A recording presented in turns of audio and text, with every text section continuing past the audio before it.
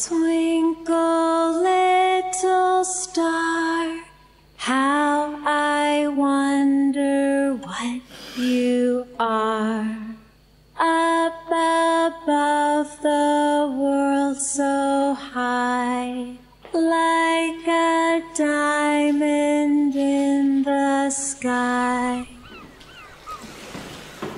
Perang, sebuah kata yang bagi kita terasa mengasihkan.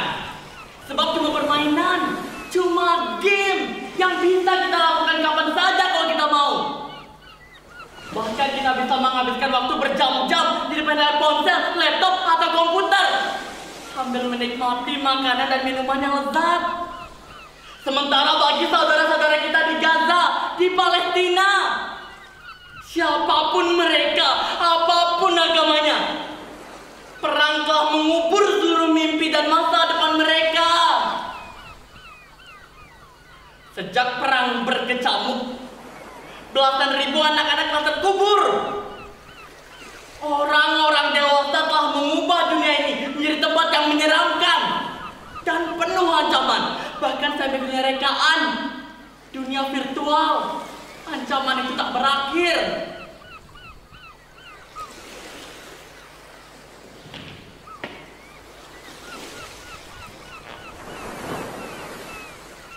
Mengapa Tuhan tak menciptakan bumi yang lain?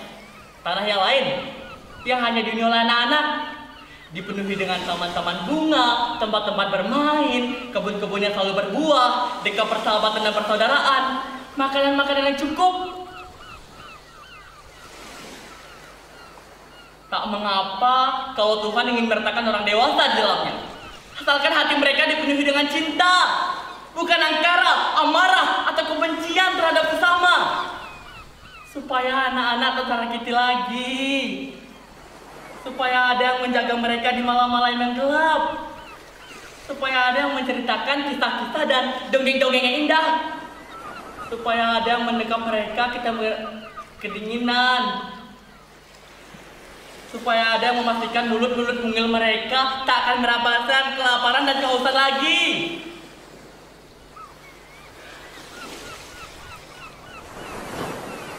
Mungkin kalian sekarang bertanya-tanya, aku di sini untuk apa? Aku sangat beruntung dengan dibantu Pak Nyoman yang memberikanku perahu ini. Maksudku, aku dan teman-temanku, Ali, Harun, Butet, Melin, Joshua, Christine akan pergi jauh sekali. Mungkin kalian sekarang bertanya-tanya, mengapa aku hanya sendirian? Di mana teman-temanku yang lain? Sabarlah, perlahan pasti kalian akan mengenal mereka. Mereka ada, tapi memang seperti tak ada. Atau mungkin dianggap tak ada. Aku malahan prihatin karena tak bisa menemukan kalian. Aku sudah mencari alamat kalian yang baru di Kampung Maya, mengunjungi alamat kalian satu-satu, mengirimkan surat, tapi tak ada satupun dari kalian yang membalas pesanku itu. Tapi tak mengapa. Mungkin aku memang bukan teman yang licik. Aku introvert, butuh buku, tak pernah update soal-soal kekinian seperti kebiasaan kalian di Kampung Maya. Tapi dengan itu, aku memilih menyisir ke pantai ini hingga menemukan sebuah ide sederhana, membuat perahu persaudaraan. Ketika aku mempostingnya di media sosial dan menawari siapa saja mau ikut denganku, kalian malah menertawaiku dan menganggapku sakit. Perahu gitu aja dibuat mancing jebol, apalagi dibuat di Gaza. Udah pasti rusak. Hidup di zaman teknologi, tapi jiwanya masih nenek moyangku seorang pelaut. Pelawak, sayang, gak lucu. Itu sih, kebanyakan baca novel, jadinya berhayal melulu sih. Begitulah kalian menanggapi ajakanku. Aku memang merasa sudah tak waras dengan ideku ini. Tapi suatu ketika, Ali, Harun, Butet, Melin, Christine, dan Joshua, mereka datang ke tempat ini ketika aku sedang tertidur di kapal itu. Idenya sederhana, Bermula dari hobiku memainkan game perperangan, hingga rasa kasihan yang tiba-tiba muncul pada anak-anak korban perang di Gaza. Bagaimana kalau kita mengumpulkan dana, atau uang, atau barang, atau apa saja selama 1 bulan? Begitu kata Melin. Aku akan membuat sebuah lagu cinta untuk anak-anak di Gaza. Dari sana, kita bisa mendapatkan rasa empati dan sejumlah uang untuk membantu anak-anak di Gaza. Jadi Joshua itu langsung setuju ya butet. Keduanya memang hobi bermusik, tapi Joshua sangat spesial. Masih sangat belia, tapi yang seringkali dipercaya untuk membuat sebuah komposisi kebaktian di gereja. Aku kini membayangkan ia seperti dirasuki arwah Amadeus Mozart.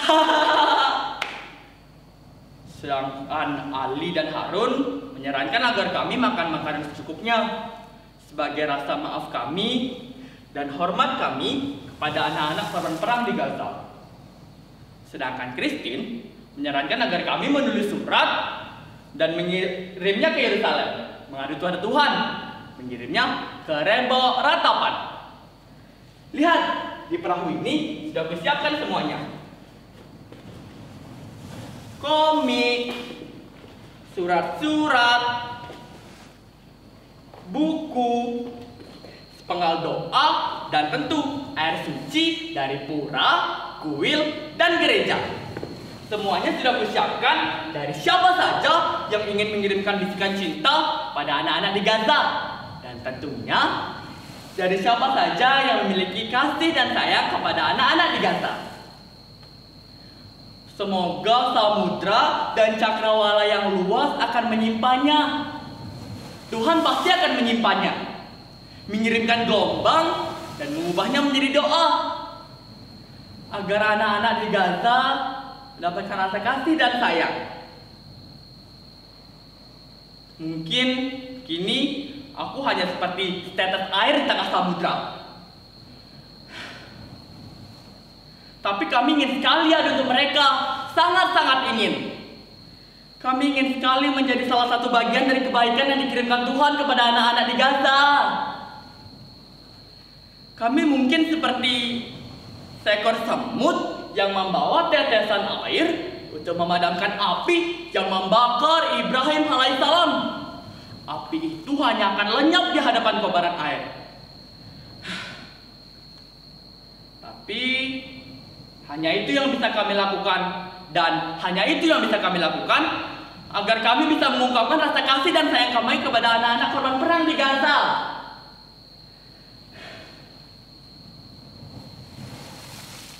Made, kau sudah siap? Kita akan melaut. Lihat, kapal ini sudah kutambal dengan lem dan seng. Apa? Air suci dari pura pesananmu? Tenanglah, aku sudah membawanya. Sahabatmu ini masih cekatan seperti dulu. Hei, Joshua, Christine, kemarilah.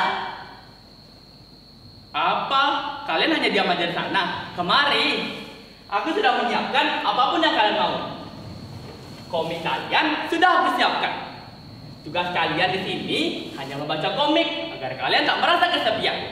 Silakan sahabatku yang tampan dan cantik. Ali, Harun, kemarilah. Kenapa kau hanya diam di sana? Lihat, aku sudah menyiapkan semua pesananmu.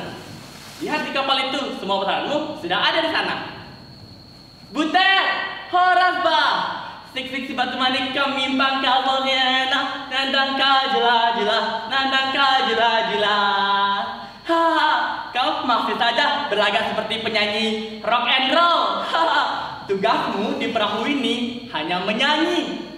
Nanti jika kau rindu dan kangen kepada teman-temanmu serta saudara-saudaramu, kau akan bernyanyi, setuju?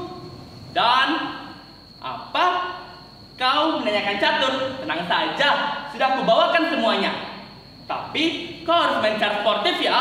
Kau tidak boleh menunggunya menggunakan jurus naga bonar. Melin, what? Kenapa? kau tak jadi ikut dengan kami? Kenapa, Melin? Kenapa? Di sini tidak ada yang bisa manajemen dan akuntansi. Hanya dirimu lah yang bisa. Dan jika nanti ada orang asing yang datang kemari, siapa yang akan mengajaknya berbicara? Hanya kamulah yang bisa bahasa asing. Bahasa Jerman, Rusia, Inggris, dan yang lain.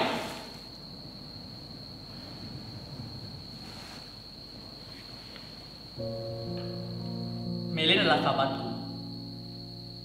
Ia mati karena terjadi sebuah perkelahian. Made juga mati karena leukemia. Ia tetap tolong karena ayahnya hanya seorang nelayan, Pak Nyoman, yang memberikan perahu ini.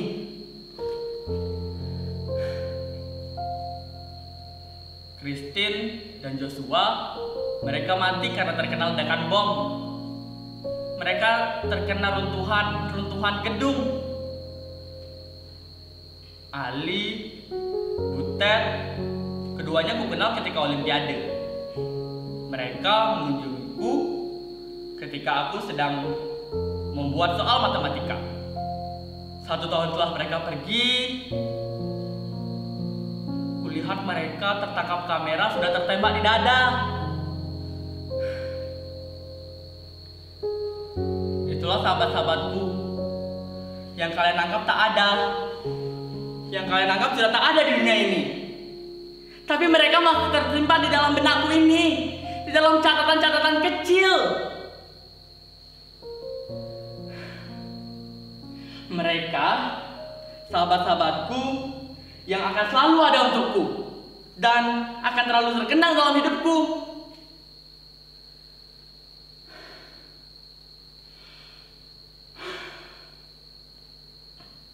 Di dalam perahu ini semuanya sudah kusimpan.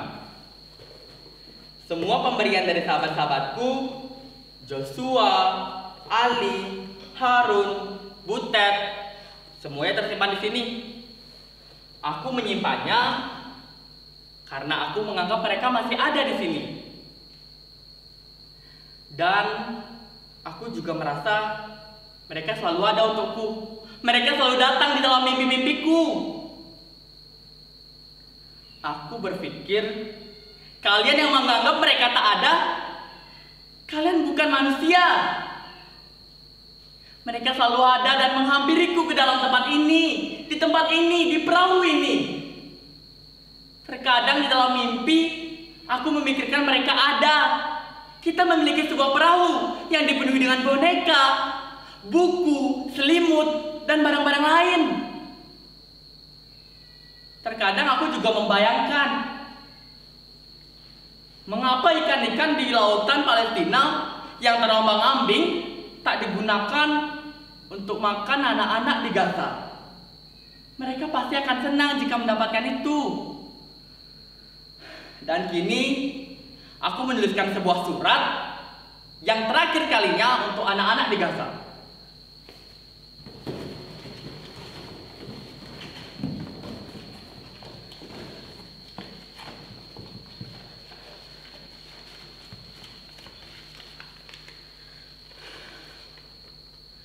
Tuhan, tolong kirimkan kedua tanganku ini ke Gaza, agar aku bisa selalu memeluk saudara-saudaraku di sana. Tolong kirimkan kedua kakiku ini ke Gaza, Tuhan, agar aku bisa selalu menopang saudara-saudaraku yang telah mati di Gaza. Tolong kirimkan sepasang mataku ini, Tuhan, agar aku bisa menggantikan mata anak-anak yang telah bolong di Gaza. Mereka menangis ketakutan dan kehilangan. Tolong kirimkan dadaku ini, Tuhan, agar bisa menjadi perisai bagi anak-anak yang diburu mortir dan peluru. Tuhan, tolong kirimkan tubuhku ini ke Gaza, Tuhan, dan ubahlah menjadi roti yang tak pernah habis untuk anak-anak di Gaza, agar mulut-mulut mereka tak akan merasakan kelaparan dan kehausan lagi.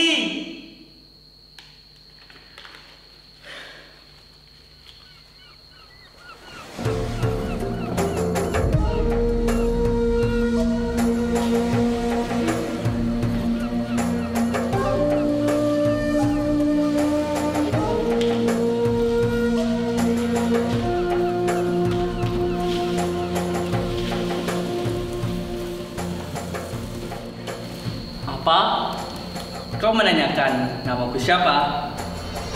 Namaku Nusantara.